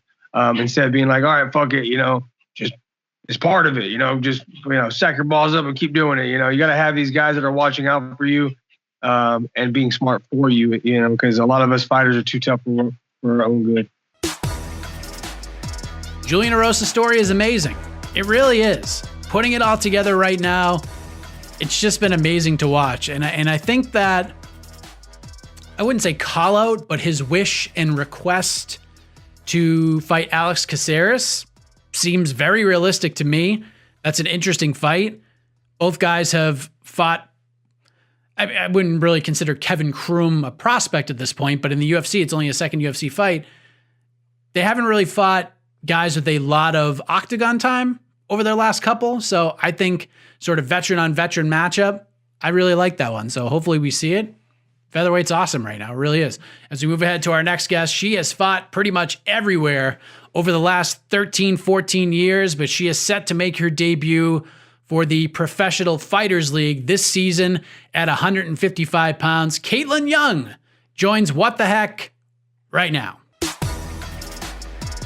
All right, move ahead to our next guest. As you may have seen last week, one of the newest members of the PFL women's lightweight roster was officially announced, and she is joining us right now. Elite XC vet, Ryzen vet, longtime Invicta vet, and now hoping to win a cold millie this season for the Professional Fighters League. Let us say hello to Kaitlin Young. Kaitlin, how are you? I'm doing great. How are you? I'm doing great. It's great to have you here. This is the first time you and I have spoken since 2015, where you competed for Lion Fight. We've come a long way, you and I. Yeah, we certainly have. That was, man, I think I Thai boxed for like 4 or 5 years. Gosh, 2015 it must have been. Yeah. Mm-hmm. Early on in our new stages in life. But it's great to have you back here all these years later. It's nice to see your name show up on the PFL roster as well. We noticed that there were some open slots when the rosters were first revealed. So I'm curious, when were you brought into the fold? Like, when were you made aware that you were in for a chance to win $1 million here? Oh gosh, that's a good question. It was fairly recent. It was could have been more than a month ago that I heard about it. And obviously, like the tournament was cooking for a minute. So, yeah, but I was pretty excited. There's some women in that tournament I've wanted to fight a long time. So getting that opportunity is pretty nice. Who in particular kind of stood out to you when you looked at the roster? So like, obviously, like, Cindy Dandois and I were supposed to fight years ago because we've both been in the game a really long time. So it'll be fun if that finally happens. Love to fight Kayla. I know that Larissa is a tough fight too. So there are a bunch that look like a good time. And I, like, really at this point in my career, I'm only interested in tough fights. There you go. So we sort of like ran off your pro credentials in terms of organizations you've competed for, and you've been a part of many events, but obviously PFL doing things a little different with kind of more of a professional sports mentality with regular season playoffs, multiple fights in a night towards the finals is a possibility. How do you like this format, since this is something a bit more unique in the MMA space? I really like it. I was just telling some of my teammates the other day that you can tell it was sort of designed for, to elicit like kind of aggressive fights, because the way that the season works, you don't necessarily, it's not just if you win, it's how you win. And you get more points for that if you are really aggressive and you finish early. So I think that's like a really exciting part of it. I think also like knowing, you're going to fight this state, and this state. And being able to plan multiple fights in a row is really nice, and not something we usually get to have in combat sports. So that's pretty exciting as well. Yeah, I mean, when they debuted their first season, it was like a breath of fresh air. It was just really fun to watch. It just was something that was kind of needed in the sport, and plus the fights were really good, so it was like a really good introduction for them. So I do want to go back to sort of that stretch between 2014 and 2018 where you just kind of went away from the MMA space. You had a bit of a tough stretch without a win in 5 fights, but looking back at it now, the level of competition you were fighting, it was obviously no joke, but there was sort of a misconception that you took a break from everything, but it was just from MMA. You mentioned the Muay Thai fights. We talked about the Lion Fight interview we had a while back. How pivotal would you say was that time away from MMA, like kind of traveling that different path, so to speak? Because, since you came back, it seems to have done pretty well for you. Yeah, absolutely. I had met a new trainer, Carpet Petrashapat, and he was amazing, really helping me out. And sometimes, when you're in a slide, you need a different look. And that was great. And then just getting back to Thai boxing, which I always loved, but I was able to work on part of the mental aspects of the sport. And like I said, I was still having really tough fights. And traveling internationally, that's like a different animal too. I was taking fights with the U.S. kickboxing team, Waco Kickboxing, overseas as well. Fought in Thailand a bit, and just getting that experience and then bringing that back to MMA. I was also matchmaking at the time, and seeing fights from a objective standpoint like that really gives you some different insight about yourself even. So it was really, really great. And then when I decided to come back, it was just just different, just like anything in life, as you gain experience, you're able to draw on more. So it's been great. So when you took the break, did you think that you'd be gone for 4 years? I didn't think I was ever going to come back. Honestly, I didn't think I was ever going to do MMA again. And I remember my first fight back was actually in Risen. Yeah. And the betting odds were so skewed. A friend of my corner bet like $1,000 and made $6. It was ridiculous. Because everybody thought I had been sitting on the couch for 4 years. Because, the MMA fans don't really pay attention to Thai boxing. So I'm sure they were just like, yeah, she's just trying to make some money and take this fight for whatever. But I've been training hard and competing very frequently, sometimes like every 6 weeks in Thai boxing. So it was a great experience, and I recommend it to any young fighters if they're having a tough time. Is like, go into another sport with a little less spotlight and work on yourself there. So what made you come back to MMA? Was there like a certain day you woke up and you're just like, you know what, I want to come back? Like, what was that switch for you? Seeing the 145s doing the tough, that tough episode coming up, or season rather. And then also just like I had been performing really well in Muay Thai, and I was like, there's no reason I can't go back and do this to MMA. I want to see if I can. I want to see if I can carry this with me. So it was mostly like that, conquering that challenge, because I was not happy with how I went out prior to that. I was on like a 4-fight skid. What was it like getting back? You mentioned the Ryzen fight. What was it like getting back in the Invicta cage in 2018? Because, you were on the very first show in 2012. Mm-hmm. You had the split draw with Leslie Smith. But to get back in that Invicta cage 4 years later and get a first-round finish of Sarah Patterson, who unfortunately is no longer with us, very sad stuff. But, what was that moment like for you, just getting back in there 4 years later and just kind of see how far women's MMA had come in those 4 years? Yeah, it was incredible. I always loved Invicta, and oddly, it was because I'd been matchmaking. It was a little distracting because it was fighters that I was used to, I don't know, like kind of taking care of, and they're getting their nose busted up. And usually, if I was matching, I'd go check on them, but I'm like, no, you got to go out and fight in a second. But it was incredible, and the level of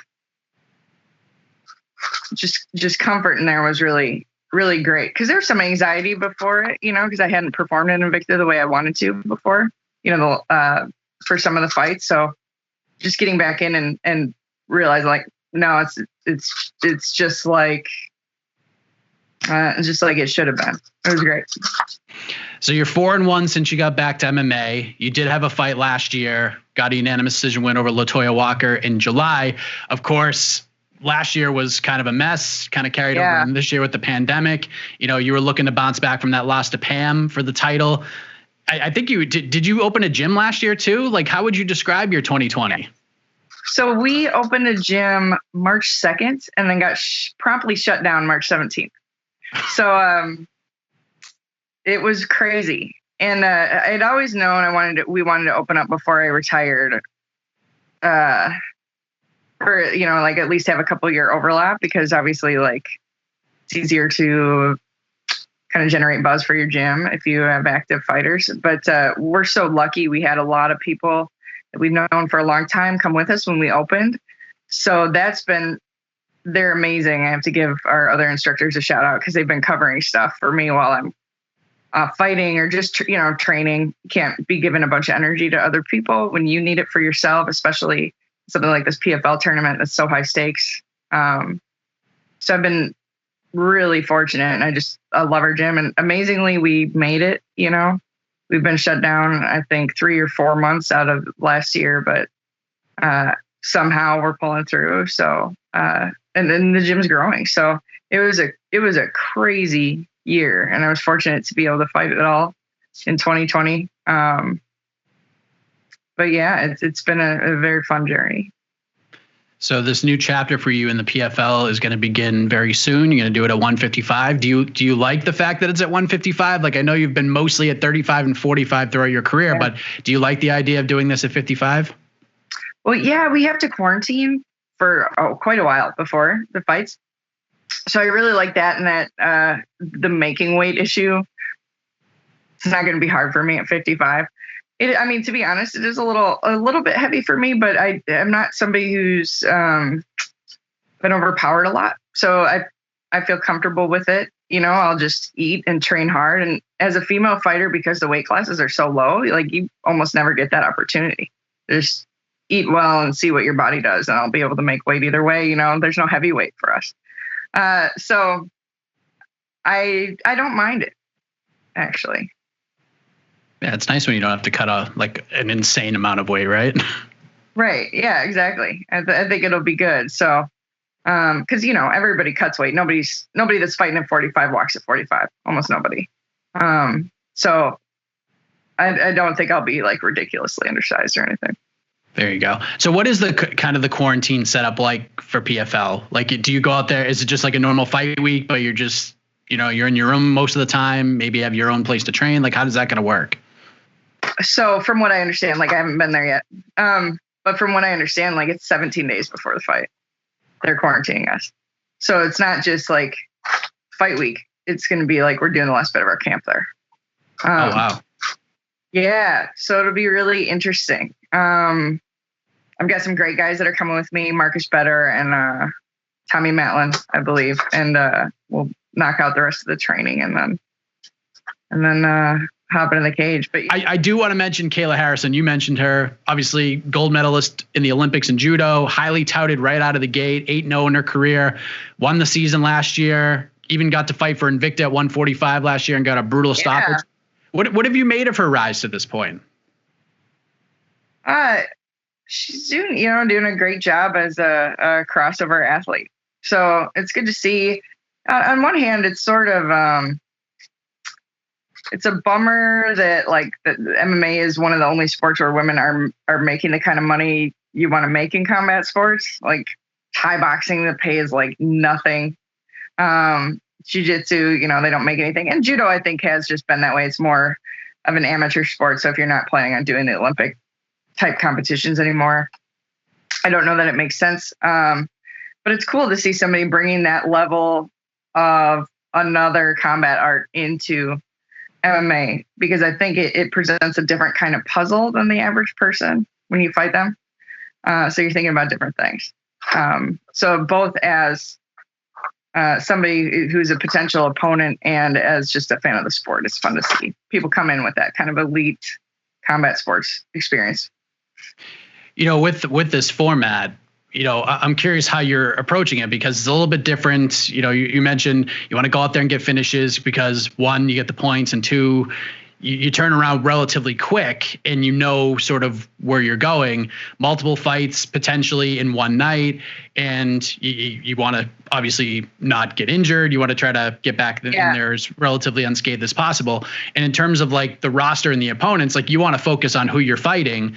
But with someone like Kayla, you know, the favorite in a lot of people's eyes, do you sort of keep her in your mind in your preparation? Like, are you already starting to look at her because she is the favorite, and if you go on this nice run, at some point you're going to fight her? Yeah. So not a little, but not overly. Partly it's me, right? Like everybody knows I'd like to stand if I have my choice. So probably they're trying to take it to the ground in most cases with me. So that's just something that I am aware of in my training all the time. But I do always pay attention to fighters. So, you know, whoever it is, and if somebody is likely to make it to the final, like I had mentioned, there are a few women I kind of have my eye on there. So it's always the fight that's right in front of me is the one I'm thinking about. I'm not trying to get distracted by something that's down the line. But you know, of course, like the women that I anticipate making it into the later rounds are all on my mind. You know who you're fighting, right? You don't have to tell us because that hasn't been announced, but you know who you're fighting at least. They haven't told you yet? Mm-mm. All right. Keeps a little mystery alive, which is nice. Mm-hmm. Yeah. So how do you see this all going down in 2021 with this season? Because I mean, obviously the goal is to win the division and get that $1 million bucks. Cause that's awesome. But like outside of that, what are you hoping to accomplish with this new chapter in your career? Oh man, you know, I just want to go out and and perform well and have fun fights and try out some of the stuff that I think is going to work to defeat some of these ladies. And, just continue to grow my gym and really, after the season, give a lot more energy to our fighters, because we have a pretty big stable at our place. So, I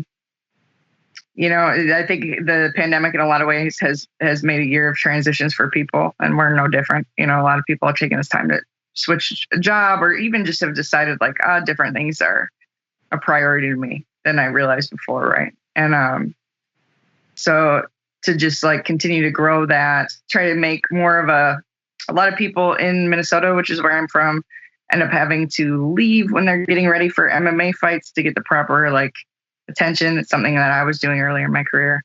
So I want to continue to try to develop an environment where you can stay here and do elite MMA, elite Muay Thai, with our friends over at M Theory Martial Arts, which is Jiu-Jitsu gym. They've been really great in helping us MMA fighters prepare and whatnot. So that's kind of the goal, to keep the ball rolling and hopefully potentially start getting back into some matchmaking stuff at some point as well when the world calms down. There you go. A few last things, if I could. First, I know you had some things to say when it came to one Stephen A. Smith and his preferences in terms of what he personally likes in his combat sports viewing.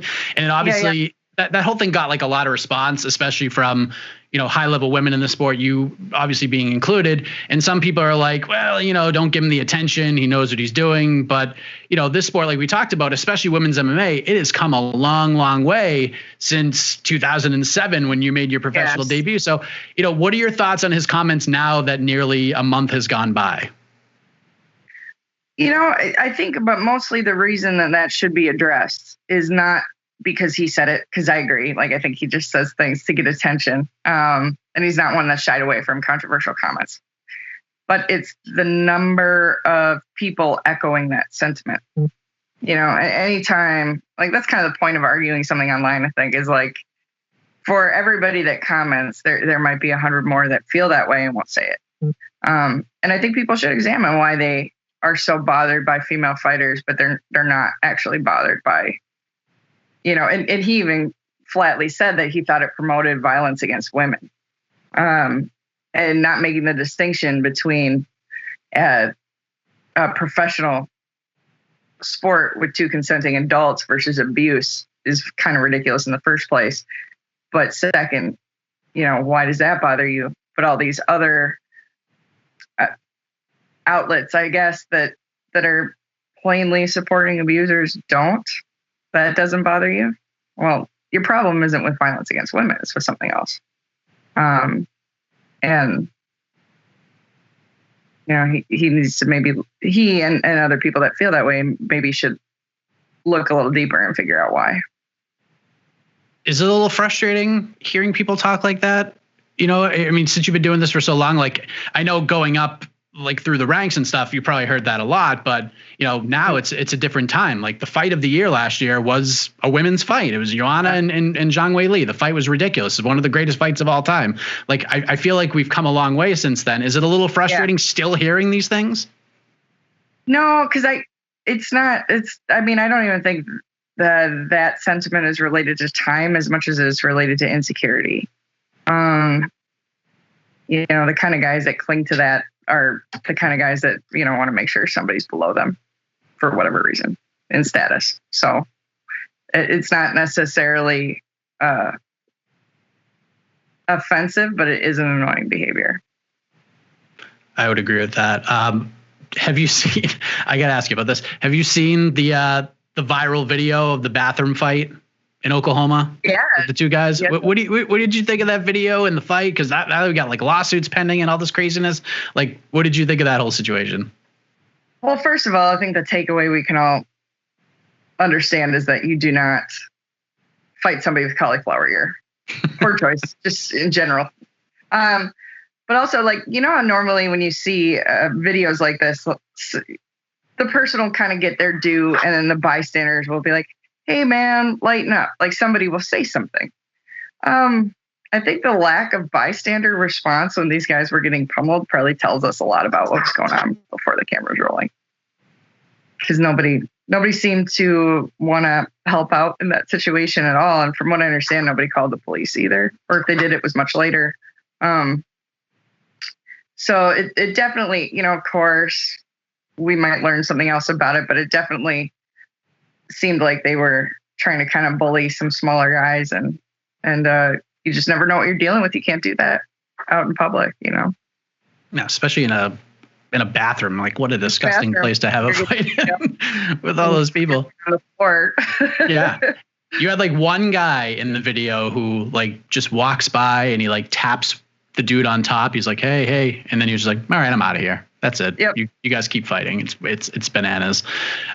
So hopefully we do learn more about that. But last thing, I do want to mention this, and you can respond how you'd like, but I know it's kind of a crazy topic right now, but you have shared the cage with probably the first big star in women's MMA, Gina Carano.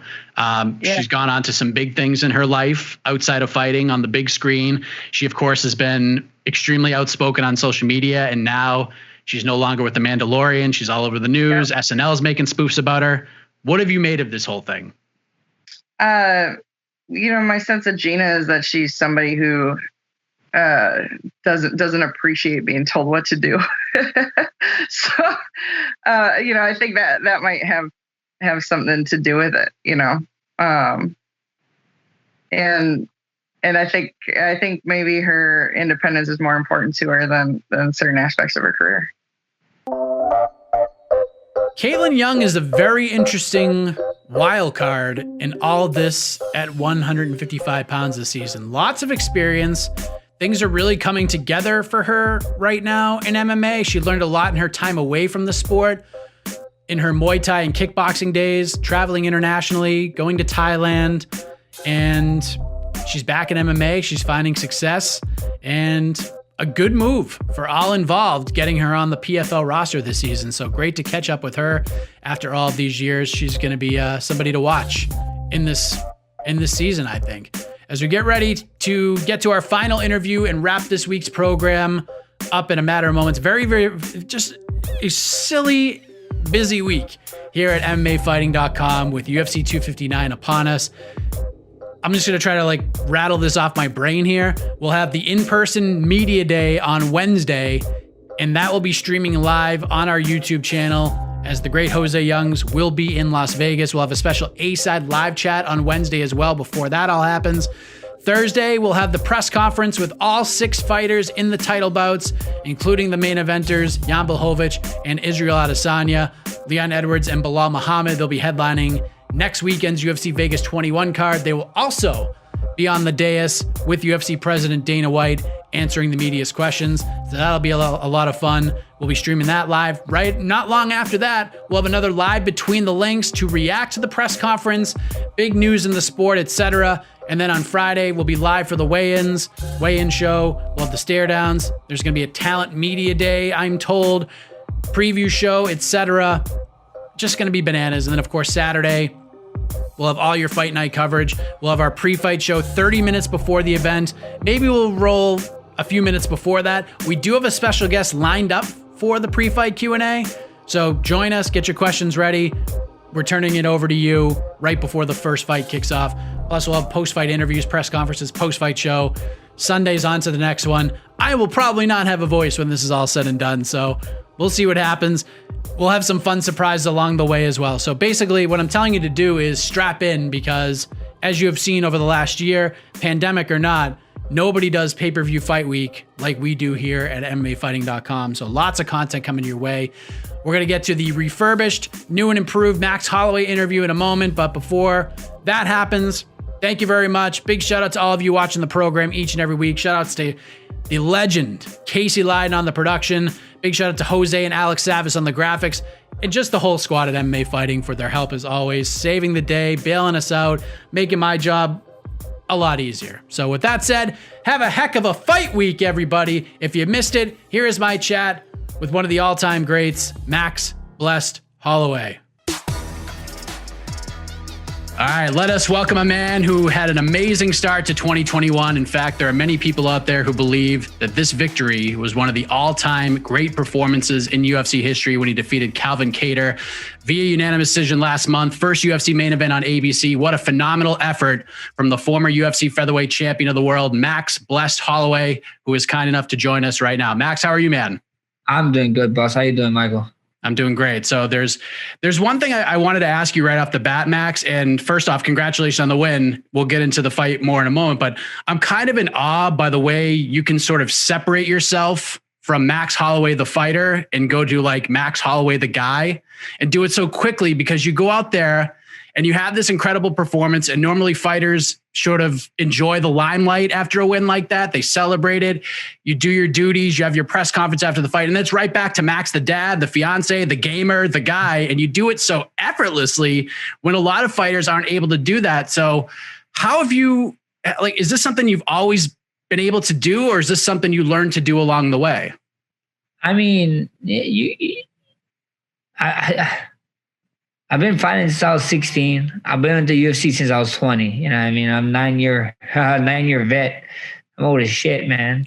Time is creeping up on me. But now, all jokes aside, you got to learn how to separate it, you know? You got to learn how to separate. Life is about balance, you know, yin and yang. I don't know if you believe in that kind of stuff, but life is about balance. You know, you got to be balanced. If you put in too much one thing on one side, then stuff start getting unbalanced. If you start doing here and then start getting unbalanced, it's like, you just want life is balanced, you know? So I try to keep my life as balanced as it can be. I know I got to be a father. I know I need to be a fiance, especially since my fiance is always there for me whenever I need her, you know, and Rush, you know, Rush really needs a dad. I know how it is growing up without a dad. And then, and I love video games, like you said, you know, Facebook gaming, baby. Max Holloway official, come through and show some love, bro. Come support. We play Call of Duty all the time, so come through. You might be able to even play a game with me and Russ sometime. So who knows? Yeah, the thumbnail for that page is amazing with your face on the train and everything. It's phenomenal, Max. Excellent branding. How much do you think that's being able to separate that has helped you in your career? Because like even on this side with the media, it's hard to separate from it, right? Like you get off duty, but you don't want to have that that FOMO. You don't want to miss out on any of the big news. Like how much do you feel that's helped you being able to separate the two worlds in your fighting career? I mean, helping a lot. I mean, like I don't have that FOMO, I guess, with big news or big things happening. I don't even watch fights, to be honest. But even in the news, you know, sometimes I'm streaming or I'm texting or somebody texts me, hey, you heard this? I was like, oh, but that's cool. You know, it is what it is. You know, you got to learn how to separate it for sure, though. But I just think it comes to time, you know, it comes to a point where I'm at a point in my career where I just want to focus on me. I want to focus on what I can do. I really want to give my best to my career and then also to my stuff and then have a great life after fighting's all said and done, you know? So let's talk about the fight and sort of the buildup itself, because, you know, you probably heard this and you talked about it a little bit on the build to the fight. There's this narrative heading into it that, well, Max isn't over that second fight with Alexander Volkanovski because of the judges. He might be looking past Calvin Kattar, which when I spoke with Calvin ahead of the fight, he thought that might be a factor heading into January 16th. Turns out that couldn't have been further from the truth. Were you at least seeing and hearing that stuff on the build to the fight? You see and hear stuff, you know. I hear all kind of stuff. I heard a bunch of people calling me out in the fight because of the fights. I heard people telling me I was done, this and that. And I mean, it didn't bother me. I know where my focus is. I know what I did. I know all the work I did. I know all the sacrifices I had to do. The only people I had to go out there and show what I did for was the people who sacrificed for me. Was my team, my family, you know, my fiance, my son, my coaches. I took away time away from their family. So that's the only people that I really wanted to show what was all about, you know. At the end of the day, it's just another fight to me. You know, I don't care. I don't care what it is. It's just another fight to me. I was ready to go. People talk, drama sells, so let there be drama. All the drama in the world, man. They stay tuned in came January 16th. You say it was just another fight, and you know, people are always appreciative of you because you're always ready to fight. That's one of the things people really love about you. But I don't know if it's just me, Max, but like all fight week, there just seemed like there was something a little bit different about you, that like there was a little more intensity to you. Like that's how I saw it. Like, is that accurate at all? Or am I just like reading too much into how it looked on camera? I mean, I don't know. Maybe it could have been. I mean, it was just an intense week, I guess. I guess so because of ABC too, you know, I guess it was because of that. This is a big history, you know. And it was the first fight of the year in 3 weeks, you know. And in 3 weeks there was no UFCs, and then we got to open up the year, and I got to be the first main event on ABC. So I think so that, and you wasn't wrong in that sense. And yeah, you know, it was just big stuff. You know, it's just I get to edge my name in the history books along legends of Muhammad Ali, you know, Sugar Ray Leonard, all these guys that got to fight on ABC, and now my name is up there with them, and nobody can ever take it away. So it was amazing. Yeah, I mean, you put on a ferocious pace with Calvin right away in the first round. He couldn't really get going, but I'm sure knowing Calvin heading in, that's sort of typical for him. He's been a little bit of a slow starter. And for him, like second round is when business starts to pick up for him, but you turn it up to another level in that second round. You had him in big trouble. Was that kind of part of the plan? Like put a little bit of a pace on him early, and then in that second round when he normally gets cooking, we'll turn up our volume? Man, I don't know how to explain it. You know, there's just some nights, I don't know if you watch other sports, but you know, there's just some nights when in other sports or anybody, the athlete just says that like, oh man, I couldn't miss a shot. You know what I mean? Every time I connected, I know it was going over the fence, or I knew I was going to always get on base. Like that's just how I felt, you know. That night I felt like I was just in the zone, man. You could have put anybody in front of me. I would have did that performance, you know, as long as however tough they was, you know. Shout out to Kattar. He was a dude who's Boston strong, man, tough as it can be. You know, it takes two to tango, and I was only able to do what I did because he was standing across from me that night, you know. So at the end of the day, I was just in a zone, man. I just felt good. I felt free. I felt like I was having the time of my life in there. Yeah, the fourth round is the one that really sticks out. It's kind of like the point of contention coming out of the fight, because according to UFC stats, you landed 141 of 191 significant strikes, which is just absurd to even say out loud to you. But you know, Calvin's in a bad way. He makes it out of the round, and you talked about how, you know, sometimes in sports, the hoop, so to speak, is just so big, you can't miss. What was that like fourth round like for you? Because fighters talk about how they sort of have this out of body experiences at different points of fights. Was that how that was for you, especially in that fourth round? Yeah, for sure. You know, I felt like that from the first round, and then the fourth round, actually, we was going into the fourth round, coming out to the fit, or going from the third or coming to after the fourth, right? And we was coming to the fit, and I saw him jumping around. I was like, I definitely told myself, like, bro, he's not walking. He's not coming back out for this round. It is done. And he came out, he's hopping around, jumping around. And I was like, oh man. I was like, oh, we in for a fight. So I was excited, you know. I was excited. I felt good. And like I said, hats off to Kattar, man. That guy really showed why he's one of the top guys in the division.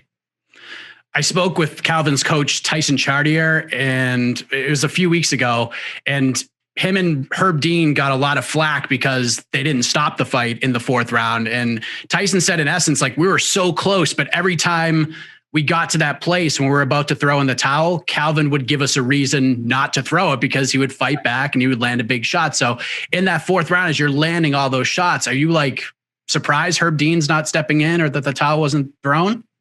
I mean, I don't know. You know, who am I to say? You know, I'm a fighter. I'm a fighter, man. You know, I'm not in there. I'm not in there focusing on Herb Dean. I'm not in there focusing on the coach. I'm in there doing my thing. You know, doing my job. If I start focusing on what the coach is doing or what Herb Dean's doing, I'm gonna lose control. You know, my objective was to go in there and fight, and I was fighting. You know, and all that other stuff, I have no say on it. You know, he's just tough. You know, like you said, like I can see where Tyson coming from. I can see where Herb Dean comes from and thinking certain ways. But all I got to do is focus on fighting. You know, I got to go out there and do my thing. And that's all I was focused on. I was focused on Calvin. In kind of like I don't know if vicious is the right word, but the fifth round happens. it continues on. Like you said, Calvin was bouncing up and down, ready to go. And it sort of told a vivid story in the fight. It's almost like it was meant to be to have that 5th round, because as the seconds were wearing down, you're getting your moment. You're shouting, "Oh, I'm a freshman. I'm the best boxer in the UFC." You're talking to DC and the commentary team, and then you land a punch while you're talking to them. Like, it was just so wild to watch, man. You're slipping punches. Like, that 5th round, like those closing moments of the fight was just so crazy to watch. Like, I know it's hard to think in the octagon, but like in that 5th round, while all this is happening, like what is going on in your mind?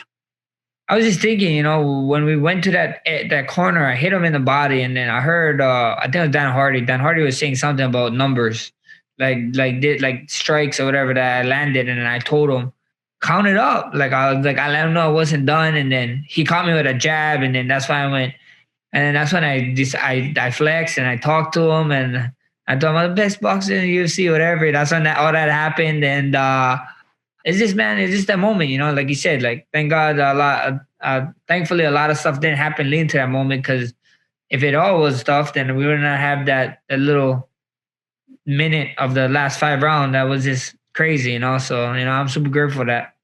How would you describe your relationship with Daniel Cormier? It's like to me, it's kind of like a big brother, little brother thing, but you guys are super tight and you talk a little jabs back and forth at each other. DC likes to poke and prod you a little bit, but in like a kind-hearted, spirited way. Like, how would you describe that relationship with Daniel?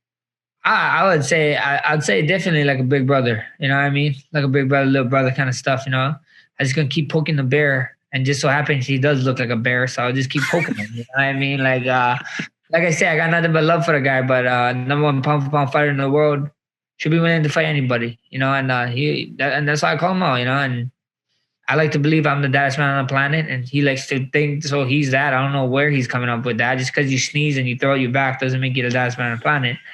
But whatever, we'll go on next time. But DC know how it is, and he's ready to retirement. I heard he's trying to get back in shape. I don't know what for, but you might see DC and Max Holloway actually be official, and everybody, and we can thank the fans for it, because they're on Team Max, baby. Hashtag that's man on the planet. Let's go. Must see TV right there. I mean, listen, when you have a performance like you had last month, it opens up a lot of doors, get DC's attention. Of course, we got the big title fight coming up on March 27th with Volkanovski and Ortega. You deserve the winner of that fight, in my opinion. You got Conor's attention with that performance. You got everyone's attention, if we're being honest. But, now that like a month or so has gone by, where's your mind sort of taking you with the next step, since that fight, since that performance? Because now you've had some time to let it kind of soak in your brain, kind of chill out a little bit. Where's your mind taking you as far as the next step in your fighting career goes? We see what happens.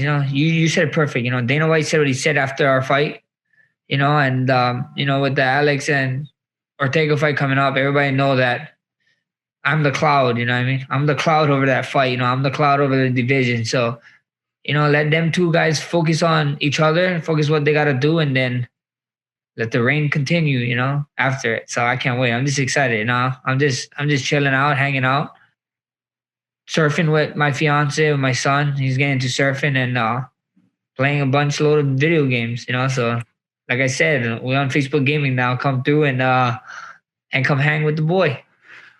What's better? I mean, you've experienced both at this point. What's better, being the champion or being the cloud? I mean, I don't know. You know what I mean? I would say being a father. I mean, I think being a father is the best thing ever. Being the baddest man on the planet, that's the best thing ever. Having a fiance to spend time, having stuff to be with them. It is what it is. Like I said, you guys heard me talk about it multiple times. You're not a champion because of belt, because you have a belt. I carried myself a champion before the belt. I got 5 of them at home. I mean, I got one of those little Power Ranger looking things that goes on them, So at the end of the day, I ain't mad. I love being a dad, man. But that's better. That's the best thing, being a father. Yeah, I'm with you on that one. I have a 7-year-old, almost an 8-year-old, and people tell me like each year is a little tougher. You know what I mean? They say like it's the 2s and the 3s, and then like, oh, it'll get better, but doesn't really. It's never gonna get better. Watch when these little punks get 14, the 15 to 16 when they got a little bit of attitude, and then they start dating and shit. I'm like, oh man, what is what is life gonna be like 10 years from now? It's gonna be so different, man. Exactly. Do you have a theory, like, or a thought on how that title fight plays out? Do you think? I mean, you fought both guys, so you have a better kind of knowledge on it than I would. I have no idea. I don't know, man. Style makes fights, like they said, and whoever shows up, shows up. So we'll see what happens. It's an interesting fight for sure. So we see what way it goes, and may the best man win. Do you feel like in a weird way this late in your career that Volkanovski is kind of like your career rival now? He's like your arch nemesis outside of Daniel Cormier, of course, because I mean, I feel like you guys are going to be forever attached together at this point. You've had the 2 fights. The second fight was so controversial. Do you know what I mean? I mean, no, I don't look at that at anything with anyone, like this is just what I do. I fight whoever it is, I don't make these narratives, this and that, but somebody wants to, they can go ahead, like I said, drama sells. So if somebody wants to bring the drama, I ain't gonna be, but if you want to be about a big drama show, then go and do it, go and say that. But at the end of the day, I got no mind, I just focus on me. I focus what I control. I focus on what I can do, how I can make myself a better person in and out the octagon. And we're going from there. You just want to be challenged. You want to fight the best guys possible at this point. Doesn't matter name. You just want the very best guy to stand across from the octagon with you at this point. 100%. I want to be, when all this money and this fame and whatever it is, this interviewers, when they don't want to do me anymore, when it's all said and done, when I leave this earth, whatever happens, I want my name to be amongst the greats, in this sports, in all the sports, not only in this division. So whatever that takes, let me know, and I'm willing to take that road. I know you said you don't watch a lot of fights, but did you watch the fight between Dustin Poirier and Conor McGregor? No, but I saw it happen. I saw clips of here and there, and crazy. It just shows how crazy MMA sports is, right? MMA is one of the most wild sports there is. I do two last things before I let you go. I do want to talk about the gaming channel a little bit more in a moment, but I just wanted to get some clarification on something, because the last couple of fights, this one with Calvin especially, you said you didn't spar. And by that, do you mean like that you just didn't hard spar, or like no sparring at all? I'm just curious how that works, because is there somebody that's like mimicking Calvin in the gym in any way, or is this just pure instinct and experience taking over more than anything?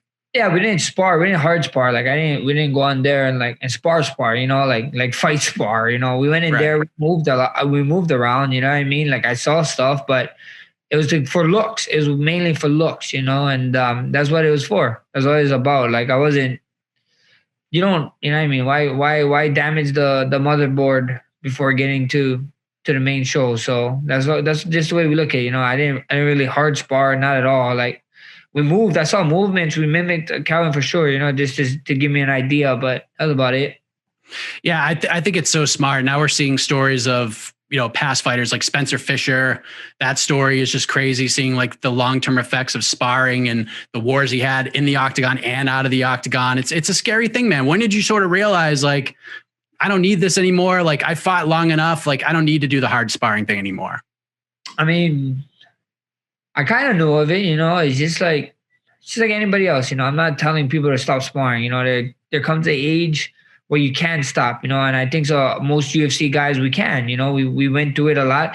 If you got to UFC, that means you've been through some fights and you're here by a reason. So you had to put in the work to get here. Nobody gets here by chance or luck, really, and once you're at that point, then it's smarter, it's better, and this is a new way to do it. So at the end of the day, it was just time. I had so much time.